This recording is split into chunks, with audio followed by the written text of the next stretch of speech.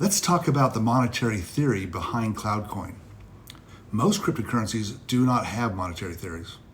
They often just adopt those theories that were created by other currencies, such as Bitcoin. So with Bitcoin, we see the idea that money is like gold, that money comes into creation by mining, that this mining must take a lot of work, and as time goes along, it requires a lot more work and it takes a lot longer to find that gold. With CloudCoin, we don't see money as being gold. We see money as being, or a monetary system as being an information system. And we see the data as being money. And so in a monetary system, the money is data. And you might have a piece of paper, and you might have a disk made out of gold, you might have a hard drive. Whatever you have, you can write data on that. Data requires space. All data takes up space. And when you write to those surfaces, that's when they become money. However, it's not quite that simple because they have to have physical and logical integrity. When we write numbers like ones and tens and 100s on a gold coin or a silver coin, that data, that money gets integrity from the coin because it's difficult to counterfeit that, because if you want to make more coins, you have to go mine more silver to counterfeit that. But today we have new ways of creating physical and logical integrity without necessarily needing to write on precious metals. And that's what CloudCoin does. We use technology to overcome those problems. So some of the questions that people have had for hundreds of years is how much money there should be. Some questions about whether there should be whole numbers, whether there should be fractions. What level of precision do we need? That's how many fractions do we have? How many spaces do we need to go out for our precision? How should the supply of money grow? And who decides when the supply increases? Who gets the new money that is created, and what about money that is lost or damaged? Well, let's keep in mind to begin with what money's for. Money's designed to track the value that people create in the economy so that they can get out the value that they deserve. They work, they get paid money. They go to the store, they spend that money, and they get something of equal value so that their work was worth something. This allows us to practice the division of labor. It allows us to economize and to become productive by specializing. So without money, we wouldn't have civilization. Good money makes a good civilization. All right, so let's look at these difficult questions. How much money should there be? This question has to do with, well, how much precision do you want to have? And if we have a lot of money, then we can expect things to cost a lot of money. If we have very little money in our monetary system, we can expect things to cost a little money. And so imagine that we had a situation in which we had gold coins, and we only had a few of them. We might go to the store and buy an entire truckload full of gasoline with just one coin. But suppose that we had another currency, like cash coins, for example. These are coins made out of brass that the Chinese used to use. We might need to use hundreds of them just to buy 1 gallon of gasoline. That would be a bummer. We want to have a precision level that allows us to efficiently use the money. We don't want to have huge amounts of money that we haul around with us, but at the same rate, we want to have money so that we can break down things and be able to tell if a product is efficient or not. So for example, suppose I want to buy some gasoline. On one side of the street, they are selling fuel for $4 a gallon. Let's just say 4 CloudCoins. They're selling it for 4 CloudCoins on one side, and they're selling it for 4 CloudCoins on the other side. we really, since they're selling it for the exact amount, we can't really tell how efficient they are. But what if they were selling it for, on one side of the street, they were selling it for 95 CloudCoins, and on the other side, they were selling it for 100 CloudCoins. Now we can see through the precision that the one that is for 95 is more efficient than the one that's for 100. Where before, if we didn't have enough, we could not tell the difference. And we need to tell the difference so that we maximize our efficiency and productivity by choosing those services that are the most efficient. And we can only do that by prices that accurately show what's going on. So we need to have a precise currency. However, we can go overboard on this. We could have it so that on one side of the street, it's 100 CloudCoins, and on the other side of the street, it's 99.99999999999 CloudCoins, off by a 0.0000001. That's less efficient for a couple reasons. One reason is that we have to have all these zeros, right? And if we're dealing with coins and dollars, that means we have to have all these denominations that are these fractions. You know, like a dime is a fraction, a penny is a fraction, a quarter is a fraction. We would have to have something called millicents. And maybe, I don't know how far we go, but like kilomillicents or something. We'd have to have all of these different coins. That would be expensive to administer and difficult to manage. So another example is the US dollar. We have pennies, we have cents. A cent is 1/100th of a dollar, and the coin, which is a 1 cent piece, costs more to produce than the metal, than what it's worth. And so if I wanted to buy a penny, I would have to spend more than a penny to buy it. And so the question is that logical? Should we have a system that costs more than it's really valuable? And the answer to that is, well, maybe, because if that helps us make better decisions, if that 1 cent, if I can go and say, okay, this dollar of gasoline is $3.69, this one is $3.67, if that difference causes everybody to choose a more efficient way of doing things, then yes, that is valuable. But on the flip side of that, if we have to spend all this resources creating these coins and moving them around and making sure that they fit into machines and sacks full of them, then it becomes not worth it. So I believe that the United States penny is worth too little. So the amount of currency that we want to have is dependent on the precision that we want, and we want it precise enough to where we can choose the right thing, but not so precise that we overdo it and have to spend a lot of money on administration of the currency, worrying about paying people to make sure that nobody's counterfeiting pennies or you have it.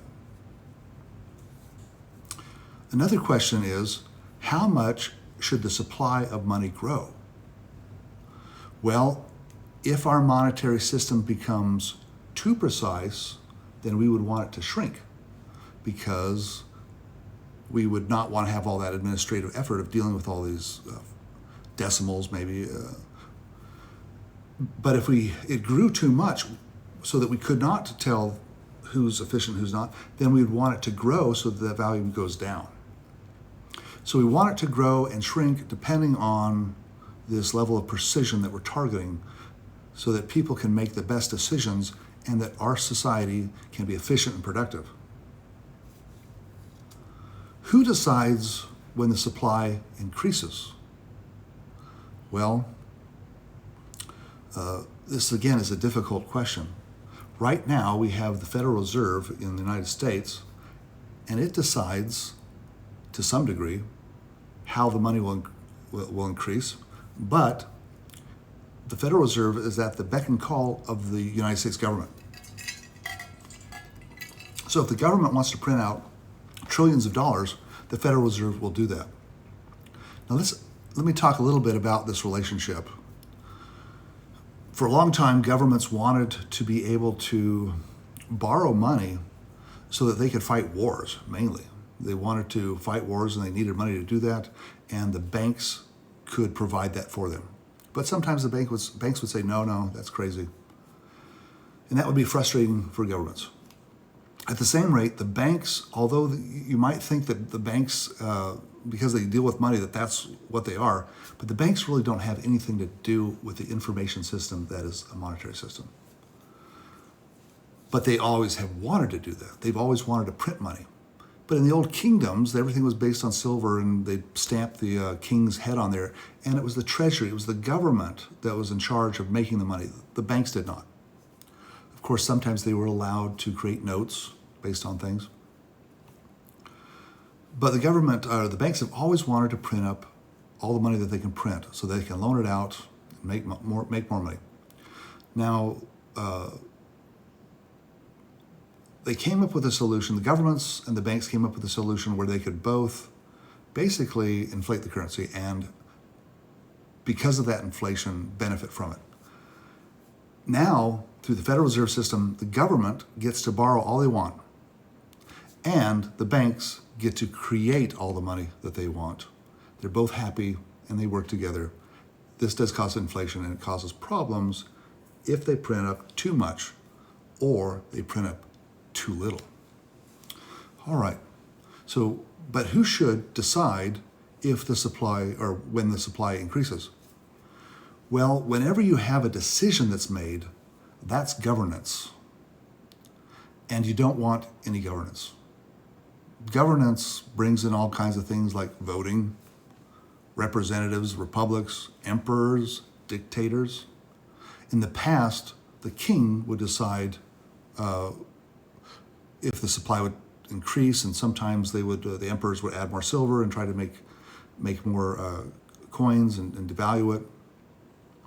And certainly governments of the 20th century have been able to print up huge amounts of money, all the money that they want sometimes. And so usually this falls into the realm of governments. But you really don't want that to happen. It would be preferable to have this happen automatically. And I'll tell you how CloudCoin decides this in a little bit. Another question is, who gets the money that is created? Well, whoever gets the money first, and this has been scientifically shown, is going to have more benefit from it than the person that the money is spent on, who then spends it on another person down the line. The people that get it the first have it at the higher value.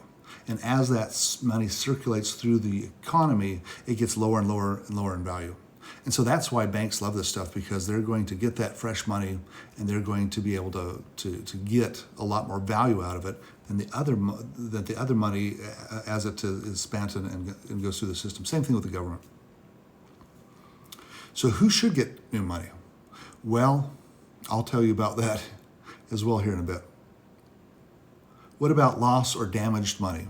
Well, right now, if you lose your money, or if you get money that's damaged and you have enough to where the Federal Reserve can tell that it's money and that you lost it, they will replace that.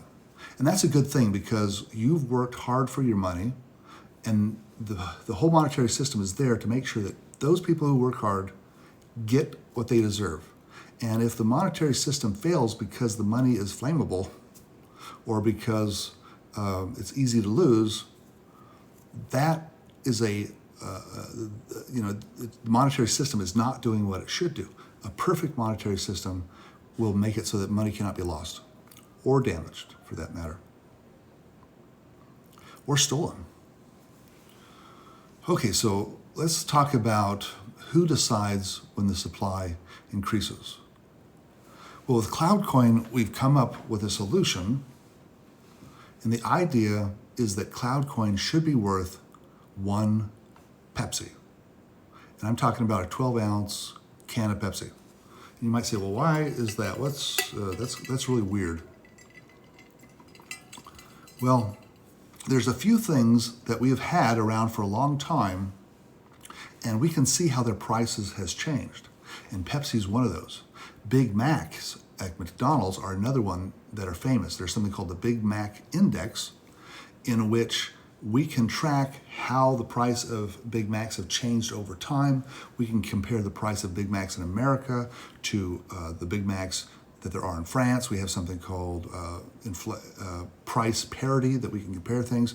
And so sometimes commodities like Big Macs or Pepsis can be used for us to measure inflation and try to also measure precision.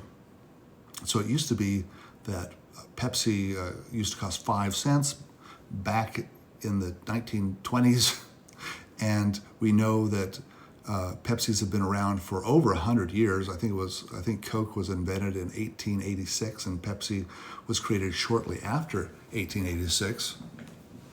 And so these are commodities that we can look at over large amounts of time and get some kind of an idea.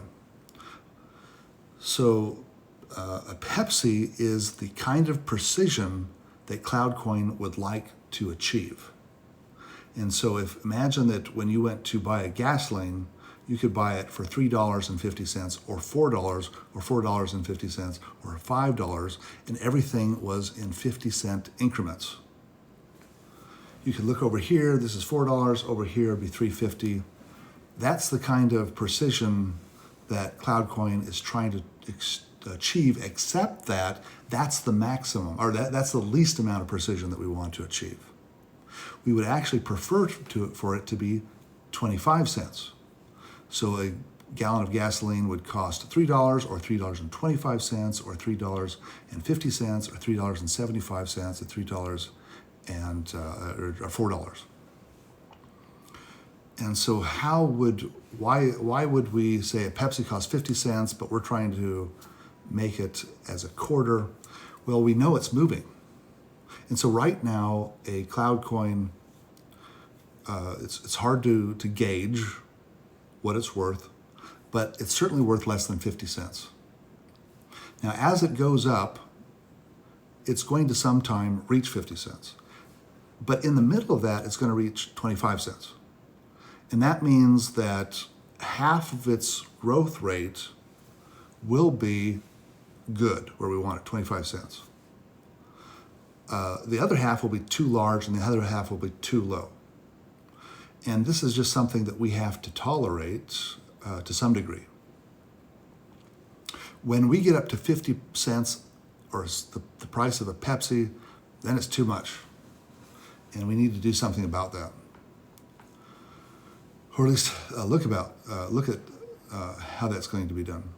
So now, how do we do this? So technologically, CloudCoin uses a system called splitting. And of course, we've never actually had to use this because CloudCoin is a brand new currency and we haven't gotten to that value yet where we have to split. But this is the plan. And the plan is to do something like a stock split. And a stock split is something that is known throughout the world. People that own stock are familiar with it. And generally people love it when there's stocks split because it makes the stock more liquid. And so if I've got a stock and it costs $60,000, it's harder to find a buyer. But if the stock costs $30,000 and I have two of them, which is the same thing, it's just I've got two instead of one, then it's easier to find a buyer. And if I have 60,000 stocks that are $1 each, then it's very liquid. And so the splitting causes liquidity. Now with this, with something like Bitcoin, this is not a problem because you've got these huge amounts of fractions that you can have. But this is a problem with stocks where you've got one whole number.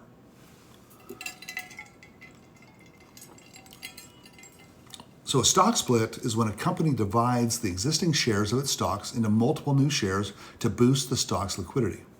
Although the number of shares outstanding increases by a specific multiple, the dollar value of the shares remains the same compared to pre-split amounts because the split does not add any real value.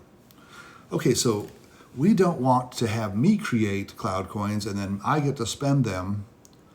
What we want to do is we want to make it so everybody that has CloudCoins, their amount doubles.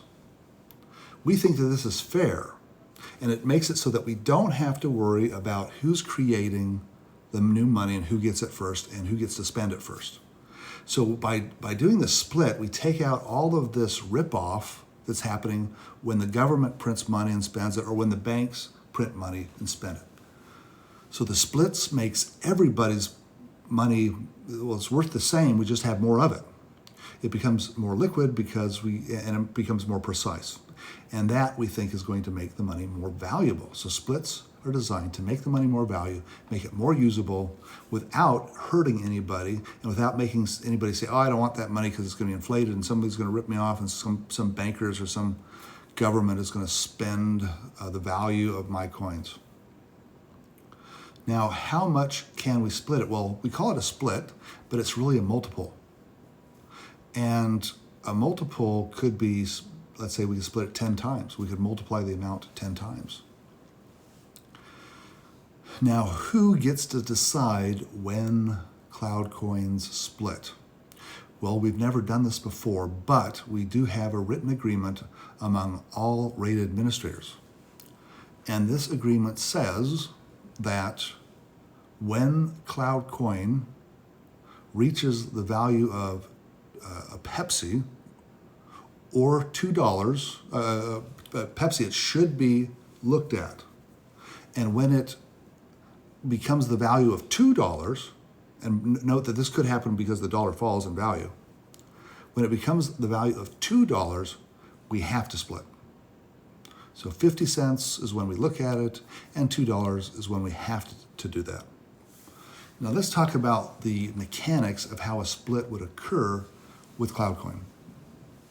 So we've got all of these RAIDA, and right now we've got 25 plus about 64 that are behind 2 of the RAIDA, and we're planning on going to 800, so that we have 800 servers. Each one of them has a tiny little stripe of a shard, or a shard of a stripe of data.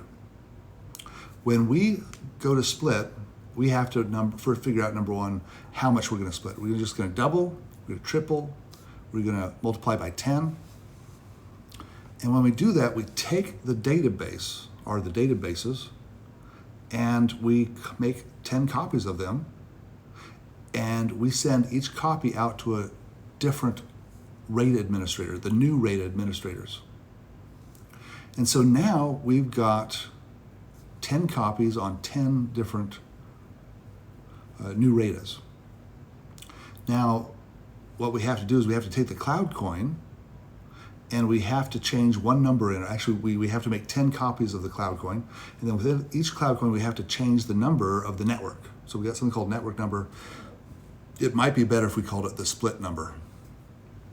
And so we would take all these CloudCoins, and if we split it 10 times, we'd have CloudCoin number 1, which hasn't changed. We'd have CloudCoin split number 2, split number 3, split number 4, all the way up to 10. Each one of these would correspond to a different array of RAIDA. And so now we would have 10 more coins, which is a lot more, it takes up a lot more space, requires a lot more bandwidth to trade, but we also have 10 times the RAIDA to handle that bandwidth. So this allows us to scale up. What is the user going to have to do? Well, the user has to take their CloudCoin, make copies of it, and change all the numbers. That would be difficult to do manually, although it could be done manually.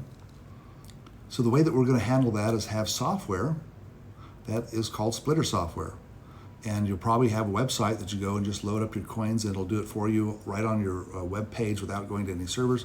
Or you might download some very simple software that does this. This is not a difficult task to do. It's very easy to write programs that do this. And so you would find that you'd run all three CloudCoins through it. It would copy it. It would change the network number or the split number, and then you would have 10 times the amount of money. Now, what if you kept your CloudCoins on a USB drive and you buried it, and you came back 5 years later and unburied it, and by that time the coins had split already a few times? Well, that's okay. You still run them through the splitter. It doesn't change anything.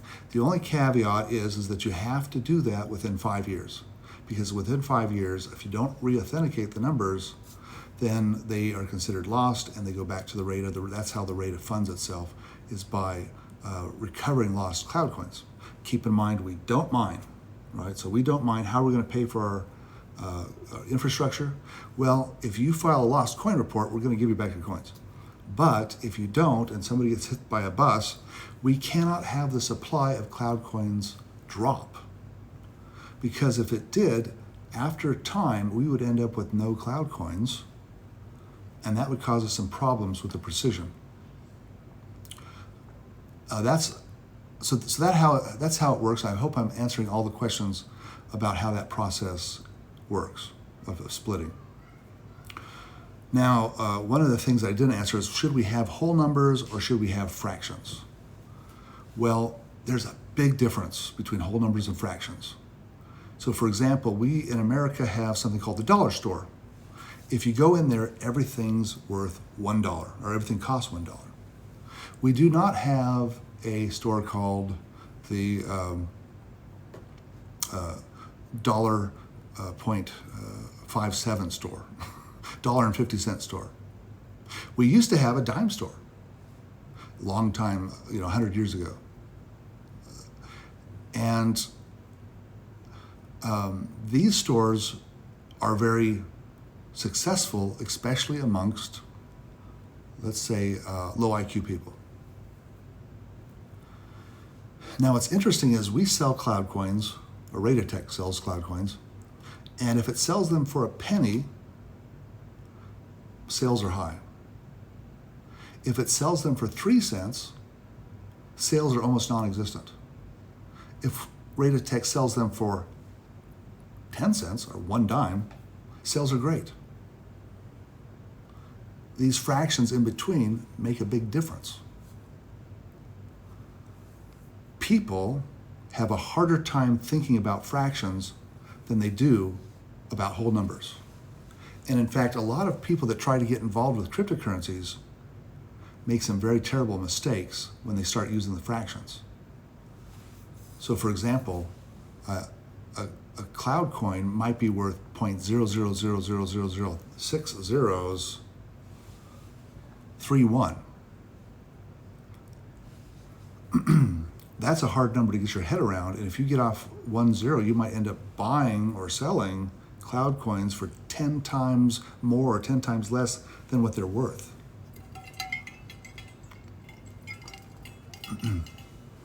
We also have the alternative to that, and that is something like the Japanese yen.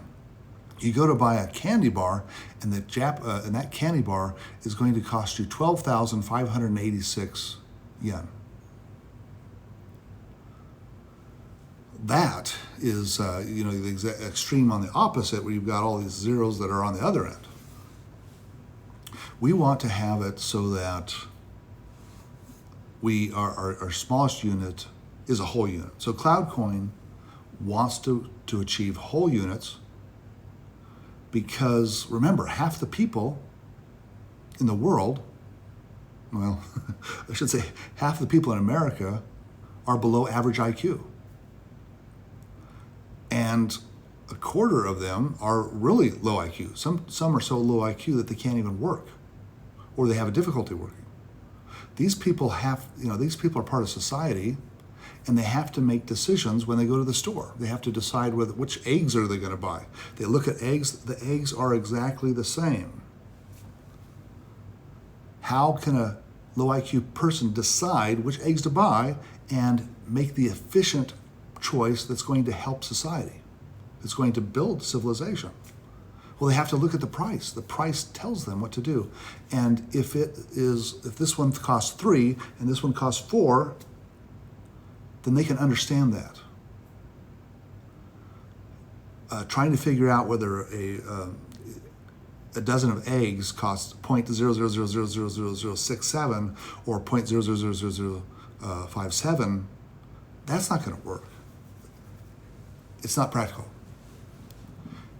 So we have to have a way of inflating without causing monetary inflation. The inflation is just there to increase precision, and preferably we'd like the way of deflating as well. However, deflation is usually not a problem. So deflation is usually a rare thing to happen.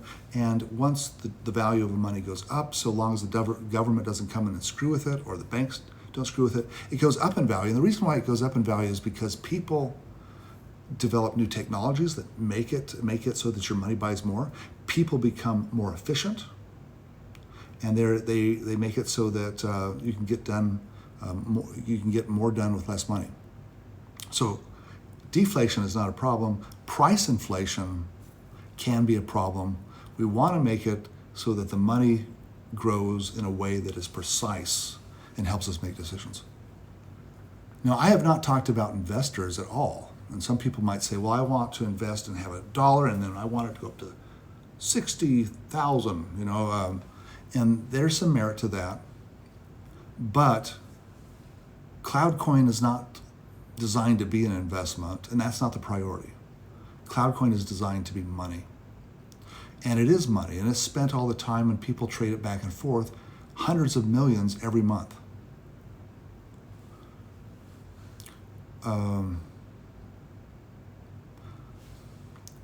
I think I've answered all of the questions. Let me think here. All right, I think I covered everything. I know that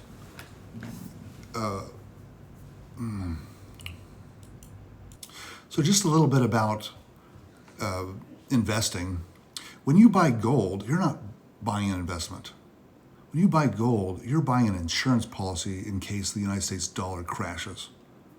And that's the same thing you're buying when you buy Bitcoin.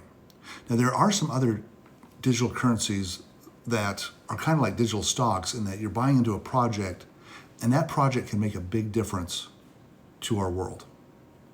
CloudCoin will make a huge impact on our world because it is good money. And good money will go up in value naturally. And so while I don't say that CloudCoin is an investment, because it's not, it is the best place to hold your value. Thank you very much for listening, and we'll talk to you later soon. Bye-bye.